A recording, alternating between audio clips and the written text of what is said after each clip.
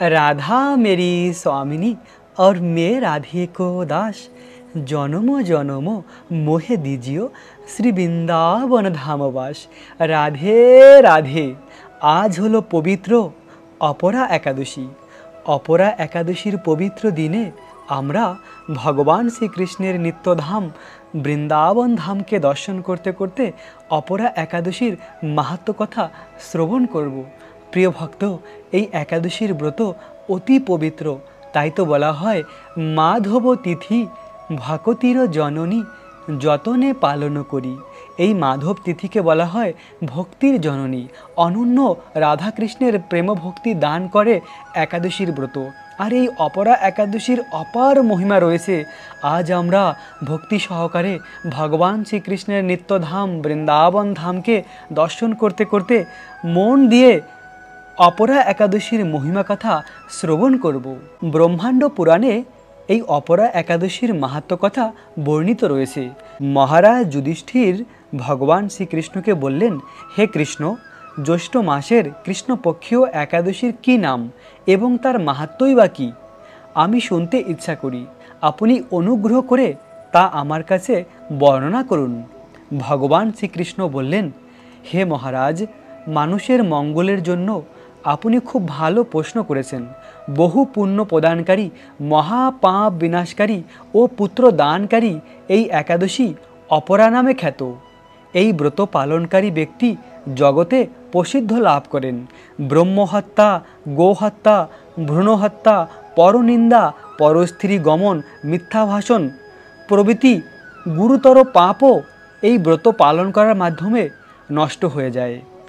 যারা মিথ্যা সাক্ষ্য দান করে এবং যারা ওজন বিষয়ে ছলনা করে, শাস্ত্রের মিথ্যা ব্যাখ্যা প্রদান করে, জ্যোতিষীর মিথ্যা গণনা করেন ও মিথ্যা চিকিৎসায় রত থাকেন, তারা সকলেই নরক যন্ত্রণা ভোগ করেন।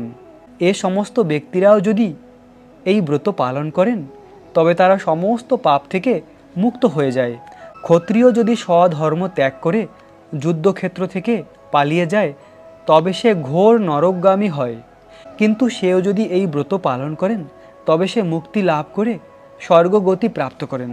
মকর রাশিতে সূর্য অবস্থানকালে মাঘ মাসে প্রয়াগে স্নানে যে ফল লাভ হয়, শিবরাত্রিতে কাশীধামে উপবাস করলে যে পুণ্য হয়, গয়াধামে বিষ্ণু পাদপদ্মে পিণ্ডদানে যে ফল পাওয়া যায়, সিংহ রাশিতে বৃহস্পতিবার অবস্থানে গৌতমী নদীতে স্নানে, কুম্ভে কেদারনাথে দর্শনে, বদ্রিকা আশ্রম যাত্রা ও বদ্রী নারায়ণের সেবা, সূর্যগ্রহণে কুরুক্ষেত্রে স্নান, হাতি ঘোড়া দান এবং দক্ষিণাসহ যজ্ঞ সম্পাদনে যে ফল প্রাপ্ত হওয়া যায়, এই ব্রত পালন করলে অনায়াসে সেই সকল ফল লাভ হয়ে যায়।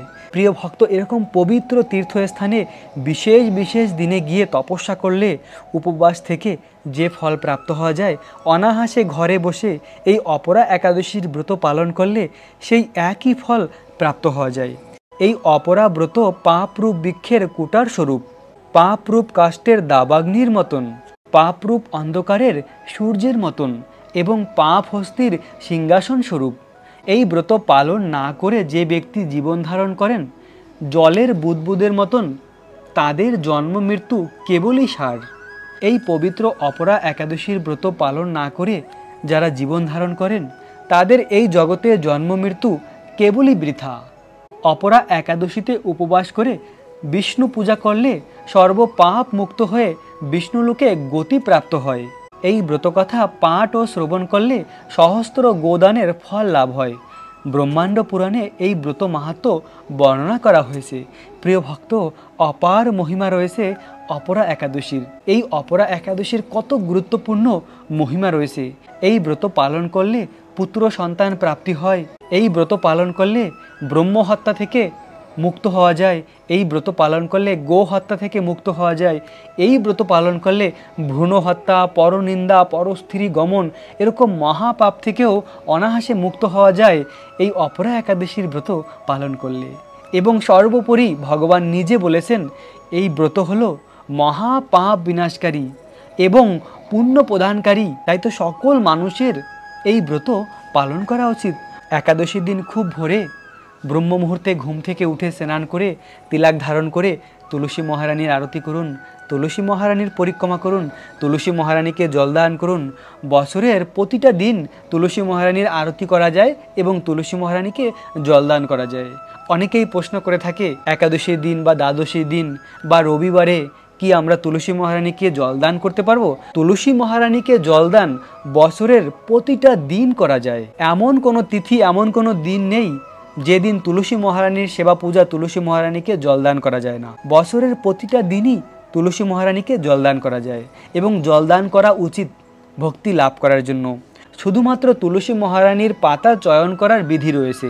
তুলসী মহারানীর যে পাতা রয়েছে, মঞ্জুরি রয়েছে, যেটা দিয়ে আমরা ভগবানকে ভোগ নিবেদন করি, ওই তুলসী মহারানীর পাতাকে শুধুমাত্র একাদশীর পরের দিন, দ্বাদশীর দিন চয়ন করা যায় না। বাকি সব সময় ভগবানের জন্য ওটা চয়ন করা যায়। আর তুলসী মহারানীকে চয়ন করার বিধি রয়েছে। এক হাত দিয়ে তুলসী মহারানীকে ধরে অন্য হাত দিয়ে আস্তে করে চয়ন করতে হয়। নখ লাগানো যায় না, চাকু বা ব্লেড লাগানো যাবে না। এভাবে সাবধানে তুলসী মহারানীকে চয়ন করতে হয় প্রার্থনা করে। আর সেই তুলসী পাতা অবশ্যই ভগবানের সেবায় অর্পণ করা উচিত। এভাবে আপনারা তুলসী মহারানীর সেবা করে ভগবানের বিশেষ কৃপা প্রাপ্ত করুন। একাদশীর পুরো দিন কৃষ্ণ ভাবনামিত হয়ে অতিবাহিত করুন। একাদশীর দিন বেশি বেশি করে এই ভগবান শ্রীকৃষ্ণের নিত্যধাম বৃন্দাবন ধামকে দর্শন করুন। রাধাকৃষ্ণকে হৃদয় থেকে ভালোবাসুন। ভগবানের দিব্য নাম জপ করুন। হরে কৃষ্ণ কৃষ্ণ কৃষ্ণ হরে হরে, হরে রাম রাম রাম হরে হরে। এই মহামন্ত্র হলো রাধা আর কৃষ্ণ থেকে অভিন্ন।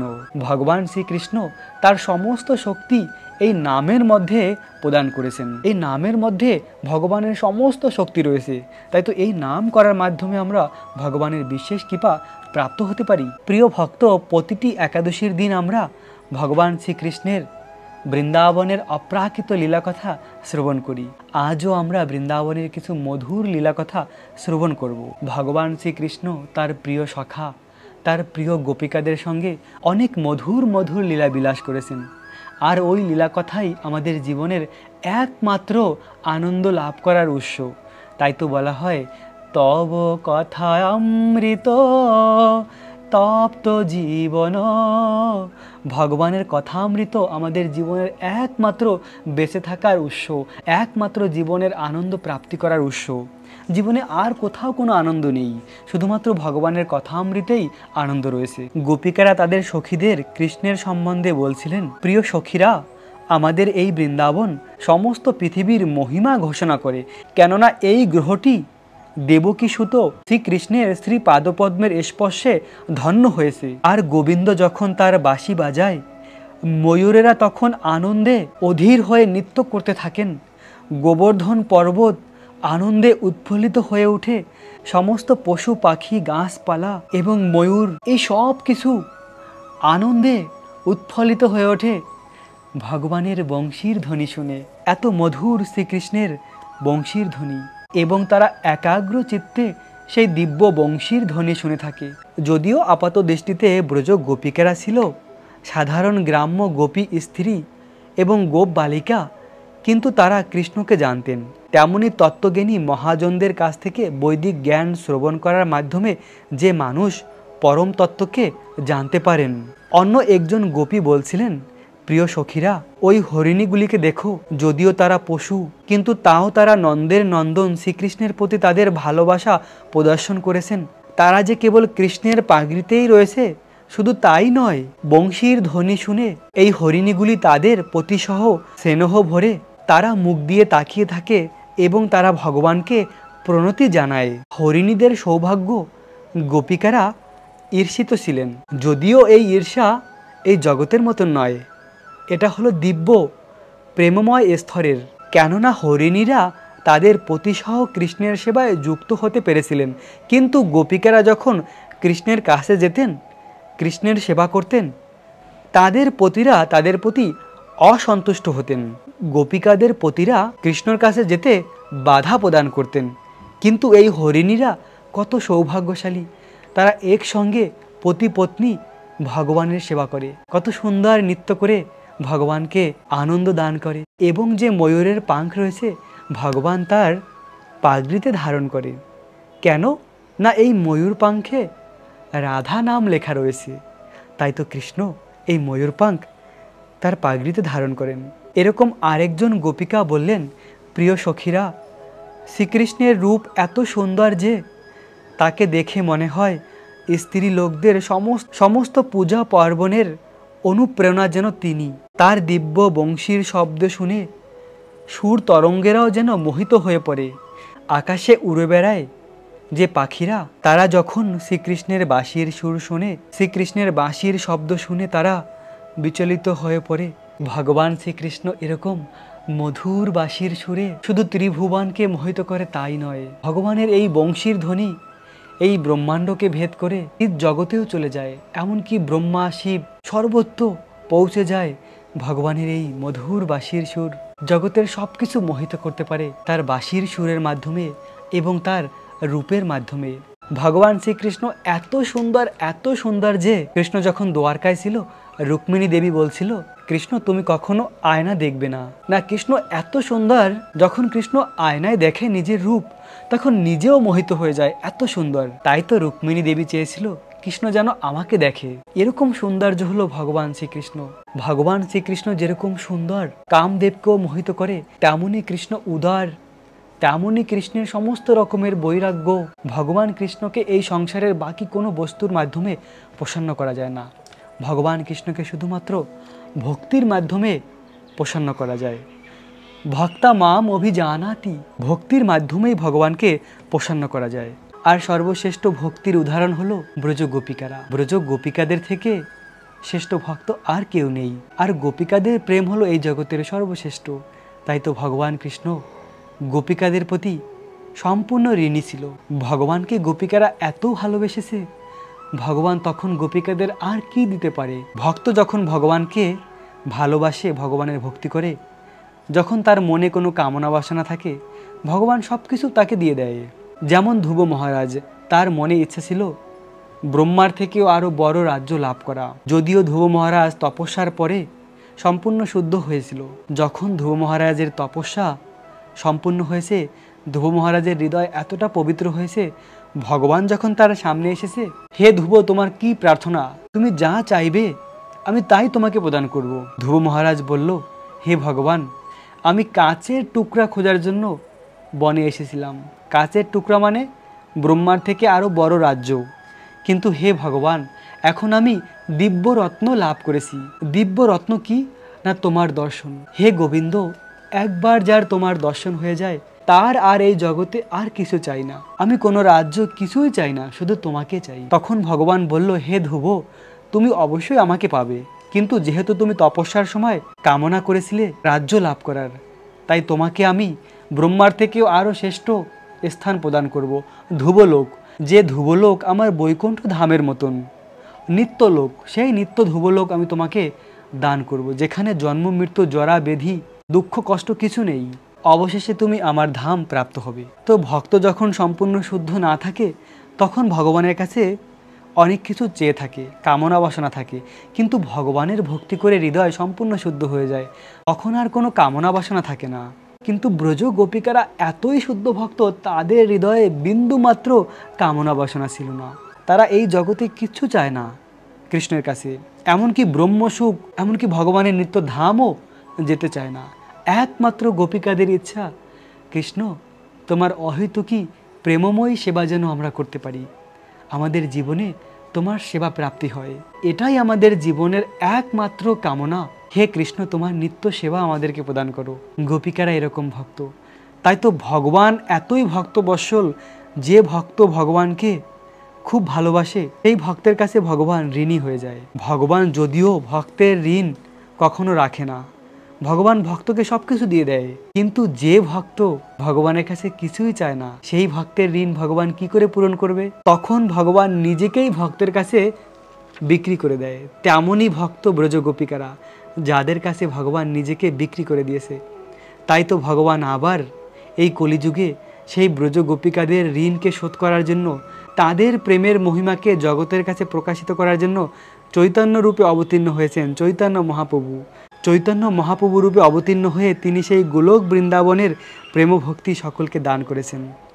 সকলকে অকাতরে বৃন্দাবনের প্রেম দান করেছেন আর নিজে আচরণ করে শিক্ষা দিয়েছেন যে কিভাবে কৃষ্ণকে ভালোবাসতে হয়। এভাবে ভগবান চৈতন্য মহাপ্রভু রূপে গোপিকাদের ঋণ শোধ করার চেষ্টা করেছেন। ভগবান কত দয়ালু, কত ভক্তবৎসল। তাই তো প্রিয় ভক্ত, ভগবানের অল্প কিছু ভক্তি করলেও মহাভয় থেকে ভগবান মুক্তি প্রদান করে। ভগবান নিজেই বলেছেন, স্বল্প মাপি অপি ধর্মস্য ত্রয়াত মহাভয়ম। যদি আমরা অল্প কিছু ভক্তি করি ভগবানের, ভগবান সেই মহাভয় থেকে আমাদের মুক্তি প্রদান করবেন। মহাভয় হলো মৃত্যুর সময়, আর সেই মৃত্যুর সময় আমরা ভগবানকে স্মরণ করতে পারবো যদি আমরা কৃষ্ণের এই লীলা কথা শ্রবণ করি, যদি আমরা কৃষ্ণের নাম জপ করি, যদি আমরা বৃন্দাবন ধামকে ভালোবাসি, বৃন্দাবনের প্রতিটি ভিডিও দর্শন করি। বৃন্দাবনের ভিডিও দর্শন করতে করতে চিন্তা করা এই স্থানে কৃষ্ণ লীলা করেছে, এটা কত অপ্রাকৃত জায়গা। প্রেম ভাব নিয়ে দর্শন করা উচিত বৃন্দাবন ধামকে। আর একজন গোপী তার সখীদের বললেন, প্রিয় সখীরা, কৃষ্ণের বংশীর ধ্বনি শুনে গাভীরাও মুগ্ধ হয়। সেই বাঁশির শব্দ তাদের কাছে অমৃতের ধারার মতন মনে হয় এবং তারা তৎক্ষণাৎ সেই বাঁশির সুরে তরঙ্গ হারিয়ে অমৃত আস্বাদন করার জন্য তাদের কর্ণ দ্বারা তারা সেই মধুর সুরকে আস্বাদন করে।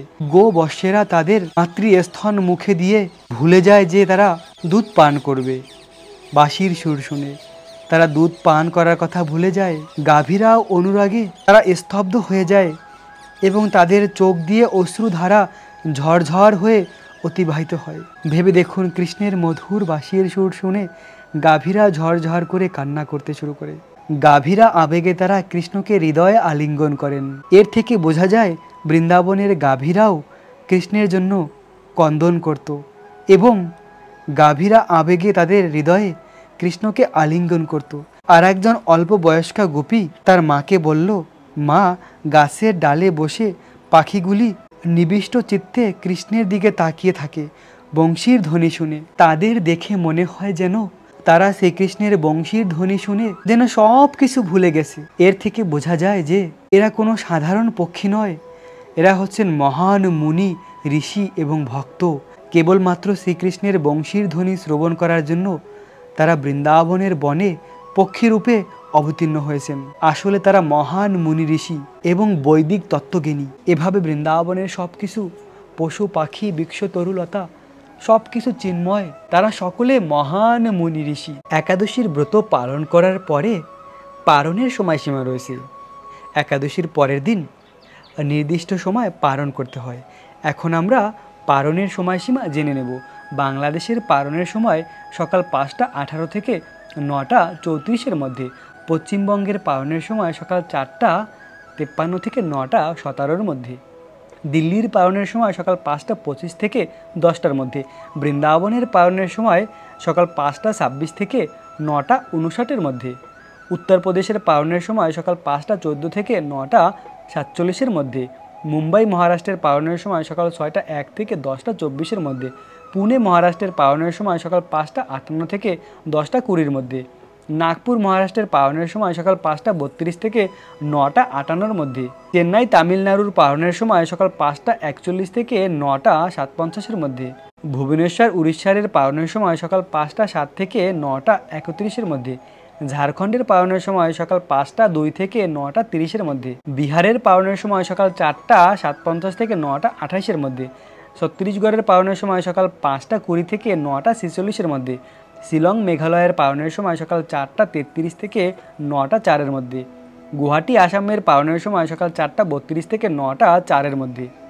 আগরতলা ত্রিপুরার পালনের সময় সকাল 4টা 39 থেকে 9টা 7-এর মধ্যে। সিকিমের পালনের সময় সকাল 4টা 33 থেকে 9টা 1-এর মধ্যে। মণিপুরের পালনের সময় সকাল 4টা 26 থেকে 8টা 56-এর মধ্যে।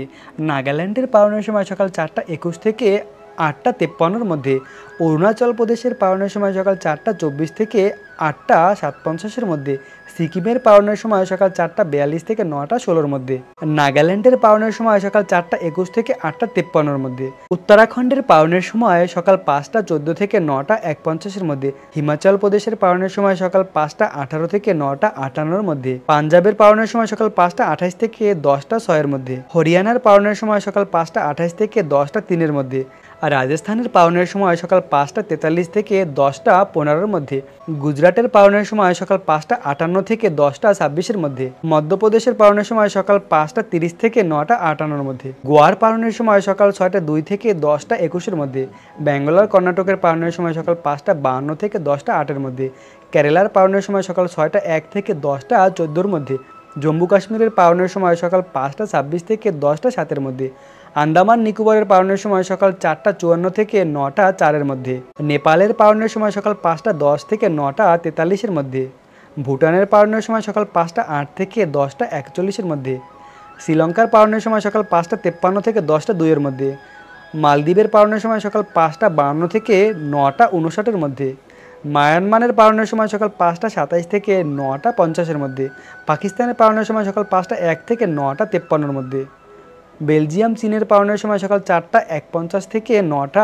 44-এর মধ্যে, হংকংয়ের পালনের সময় সকাল 6টা 15 থেকে 10টা 6-এর মধ্যে, অস্ট্রেলিয়ার পালনের সময় সকাল 6টা 58 থেকে 10টা 19-এর মধ্যে, নিউজিল্যান্ডের পালনের সময় সকাল 7টা 31 থেকে 10টা 42-এর মধ্যে, দুবাই আবুধাবির পালনের সময় সকাল 5টা 35 থেকে 10টার মধ্যে, সৌদি আরবের পালনের সময় সকাল 5টা 5 থেকে 9টা 35-এর মধ্যে, বাহরাইনের পালনের সময় সকাল 4টা 47 থেকে 9টা 18-এর মধ্যে, কুয়েতের পালনের সময় সকাল 4টা 1:50 থেকে 9টা 27-এর মধ্যে, কাতারের পালনের সময় সকাল 4টা 45 থেকে 9টা 15-এর মধ্যে, ওমানের পালনের সময় সকাল 5টা 21 থেকে 9টা 49-এর মধ্যে, জর্ডানের পালনের সময় সকাল 5টা 33 থেকে 10টা 13-এর মধ্যে। এই ছিল পৃথিবীর অনেক স্থানের পালনের সময়সীমা। প্রিয় ভক্ত, এই সময় মতন আপনারা পালন করে একাদশীর ব্রতকে সম্পূর্ণ করবেন। প্রিয় ভক্ত, আপনারা যদি কেউ হোমিওপ্যাথি মেডিসিনের চিকিৎসা নিতে চান তাহলে আমার এই নাম্বারে যোগাযোগ করবেন। আমি দিল্লিতে হোমিওপ্যাথি মেডিসিনের প্র্যাকটিস করি, এখানেই আমার চেম্বার রয়েছে। আমি ভারতের বিভিন্ন স্থানে মেডিসিন পাঠাই কুরিয়ারের মাধ্যমে। তো আপনাদের যা কিছু সমস্যা রয়েছে আমার এই নাম্বারে ফোন করে হোমিওপ্যাথি চিকিৎসা লাভ করতে পারেন। তবে আজকে একাদশীর দিন ফোন করবেন না, আজকে এই নাম্বার তুলে রাখবেন, আজকে এই ফোন নাম্বার লিখে রাখবেন। আগামীকাল একাদশীর পরের দিন 10টার পরে ফোন করবেন, কেননা একাদশীর দিন অনেক বেশি ভজন করার সংকল্প গ্রহণ করি। তাই তো একাদশীর দিন বেশি বেশি করে আমাকে ভজন করতে হয়, ভগবানের নাম জপ, ভগবানের লীলা কথা শ্রবণ এবং গ্রন্থ অধ্যয়ন। তাই তো একাদশীর দিন ফোন করবেন না, একাদশীর পরের দিন ফোন করবেন বা হোয়াটসঅ্যাপে মেসেজ করতে পারেন। এভাবে অনেক অনেক জটিল জটিল রোগের চিকিৎসা রয়েছে হোমিওপ্যাথি চিকিৎসার মাধ্যমে। যে সমস্ত জটিল রোগ এলোপ্যাথি ঠিক করতে পারে না, কিন্তু হোমিওপ্যাথিতে সেই সমস্ত জটিল রোগকেও ঠিক করা যায়। প্রিয় ভক্ত, আশা করি আপনারা সকলে এই অপরা একাদশীর ব্রত পালন করে ভগবানের বিশেষ কৃপা লাভ করবেন। আপনাদের সকলকে অপরা একাদশীর অনেক অনেক শুভেচ্ছা, অভিনন্দন। রাখবেন নিজেদের অনেক অনেক যত্ন, থাকবেন কৃষ্ণ ভাবনাময়। রাধে রাধে।